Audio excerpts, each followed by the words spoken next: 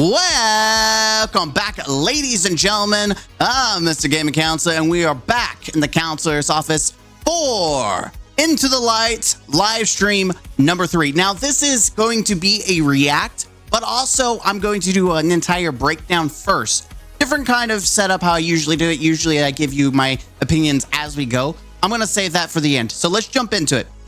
This live stream, they jump off right off the rip to let you remind you that they did make changes to the release dates of all the weapons. Now you should be able to get all weapons by April the 30th. That's right. It kicks off April the 9th, and then you can get everything by April 30th, so you could farm to your heart's content afterwards. It's still timekeeping, but we're moving on.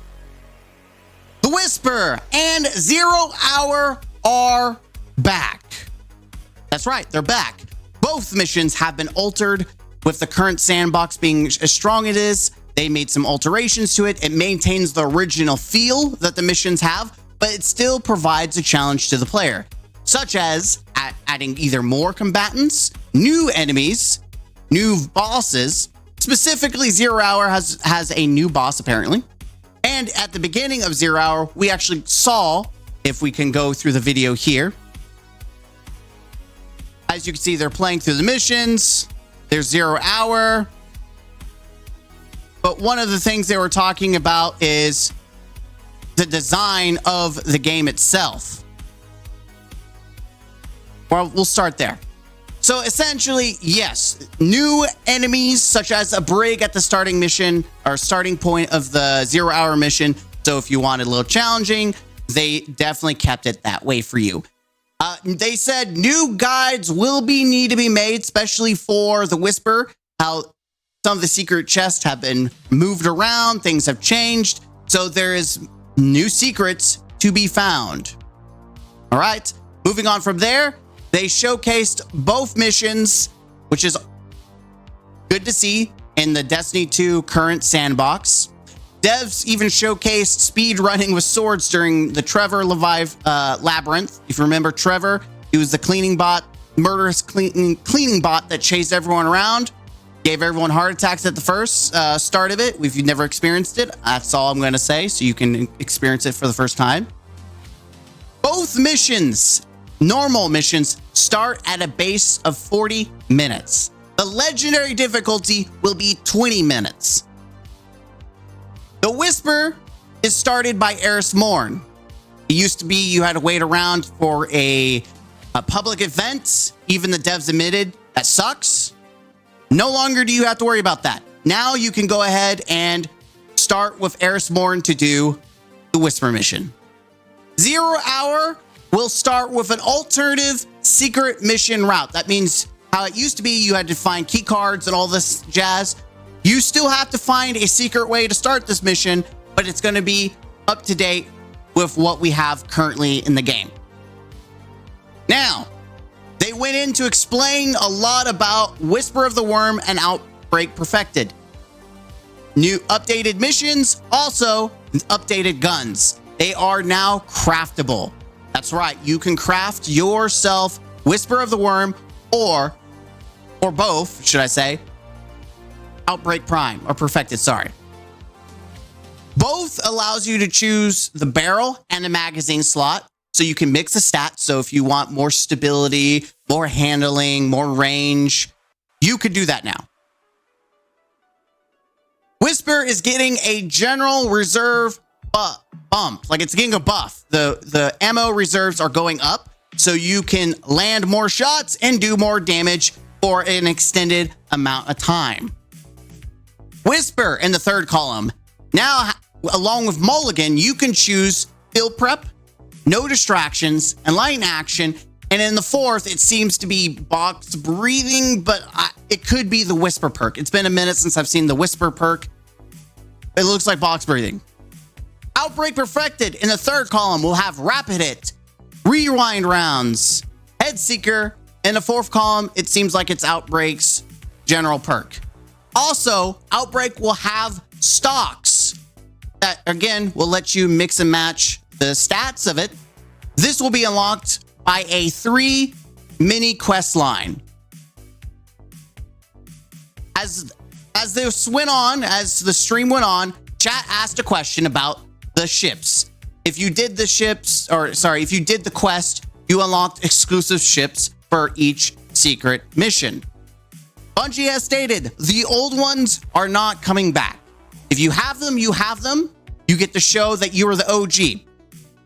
If you are new and returning to the game, or you are a veteran that missed out, these revamped exotic missions will now have new exclusive ships for you to chase. The Whisper exotic mission will come out at launch April 9th.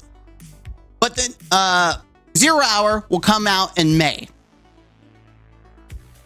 This is where they go on to talk about the PvP maps. And I'm just going to go ahead and go to that on the screen so you can kind of follow along.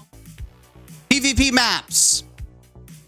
Focused on high-tier, sweaty gameplay. This was meant for comp, trials. This is meant for the, I wouldn't say 1%, but at least the top echelon of PvP. For those that want to get sweaty, these maps are meant for you. They are trying to strike a balance between playground, where you can express your character, but also know where you're getting shot at, so that you can understand why you died in a fight. It provides a choice to work with a team and use the map to your advantage. It's not too open, and it allows for focused engagements. Those are their words. There's a map on Europa. Eventide Labs, a long-forgotten human colony outpost. You see Aramis's fallen ship docked. It's very Fallen-themed, but also very Ice-themed. There's a Neomuna map. I did not catch the name of it as I was watching, but it's a shopping center for Exos for Neomuna. Clean map. Very clean. Crispy edges, flat floors, readable. The center atrium is the main fight area. The devs go on to talk about the clean zone. Devs use this to create a space where where players can pop in the environment. Expect players to be around a certain area. Like if you walk around a corner, you know this is where a character is, or a player is bound to be. The third map, a pyramid ship called Essence. It's very Root of Nightmare themed. It has artifacts scattered throughout the map. Bungie explains that this map, that they had 2 days of external testers. What they meant, what they eventually said, was that they had people from the community, specifically content creators, try it out. These content creators gave them some hard feedback, some that they wanted to hear and some they didn't want to hear, but nonetheless they took the feedback. They expressed that they chose people within the community that they could trust to give information for the benefit of the community, not themselves. Playlist. The question was asked whether there's going to be a playlist or mode focused on these three maps.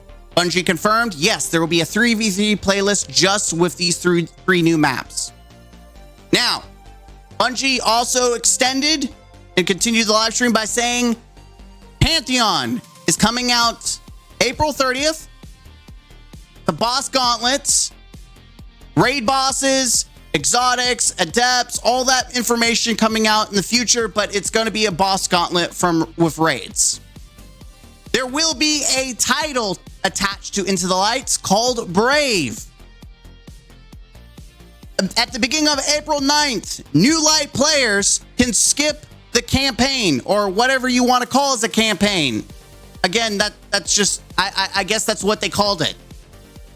You can start and go to immediately to the Hall of Champions, get the Thunder God starter pack, and start playing Into the Light, Onslaught, and all that jazz from the get-go.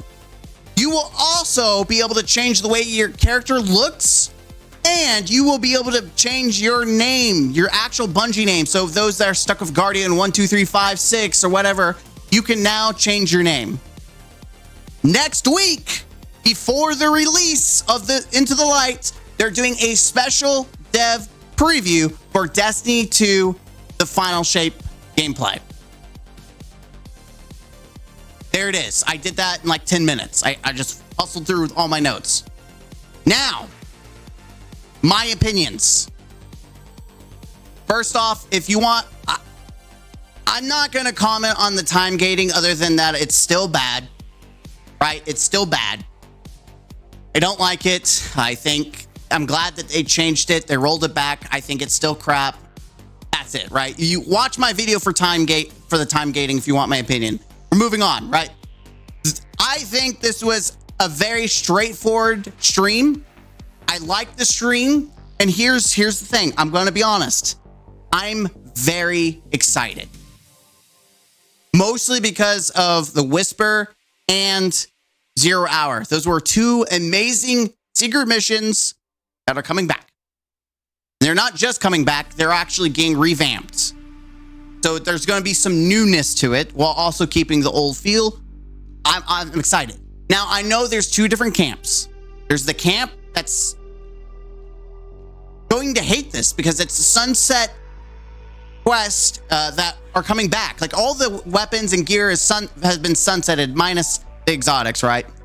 And there's some people that absolutely hate that Bungie is feeding us all this reused content that was sunset.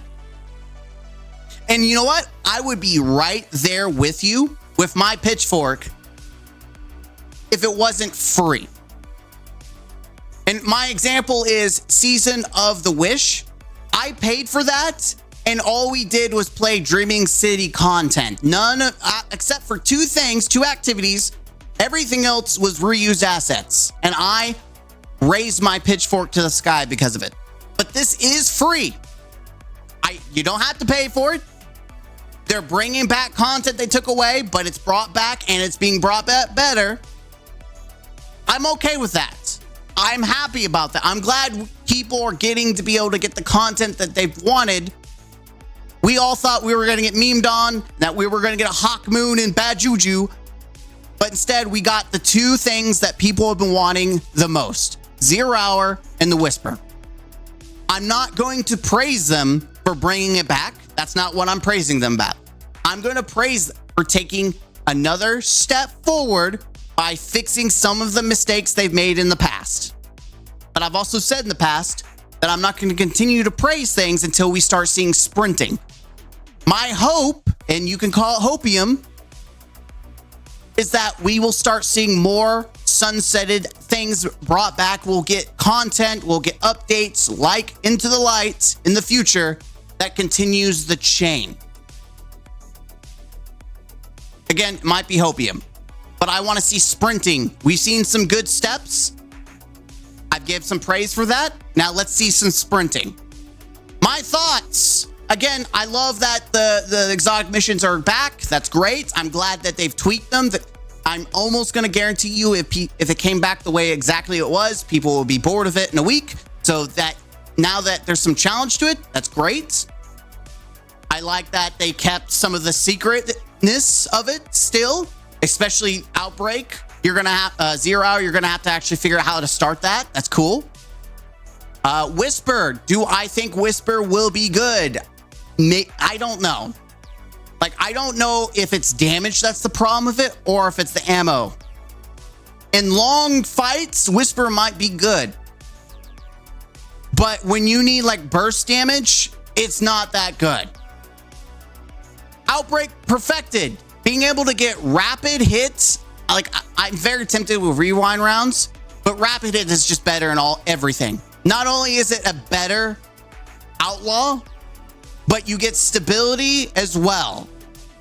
And I think, especially in PvP, that's going to be nasty. Headseeker might be nasty too, but if you're able to land your headshots, in my opinion, it's a waste. But rapid hit sounds nasty for PvP. Rewind rounds is good altogether. I don't know why I was about to say rewind rounds. Wee-woo rounds. It sounds good for both PvE and PvP. If you're landing hits, just getting ammo back is nice. Stocks, that's pretty nice. You can mess with the stats. I think that's all around a plus. And I know people are going to be upset because they're not going to be able to get the old ships. And I'm not gatekeeping. I'm glad that there's some new ones because I'm going to be honest. The 0 hour ship was just a garbage can throw around. And they even said it in the live streams that it was a garbage can throw around. So most people don't miss it. So there's that. PvP maps. I play PvP. Am I a 1%er? No. But I think it's great that finally PvP is getting some love with some new maps. The maps look good. Like, I really do think the maps look good. I'm very interested in how they play, but it looks good. And I'm going to be honest. I had a little more hope because Bungie finally said it. Said what we've been wanting to hear, what we needed to hear. Bungie specifically said they chose people from the community that would benefit the community. I have always said, be cautious who you listen to because they try to promote changes to the game based on them having to feed their job. And Bungie even said it. They did not want to choose anyone from the community that would try to change things to improve them and their monetization.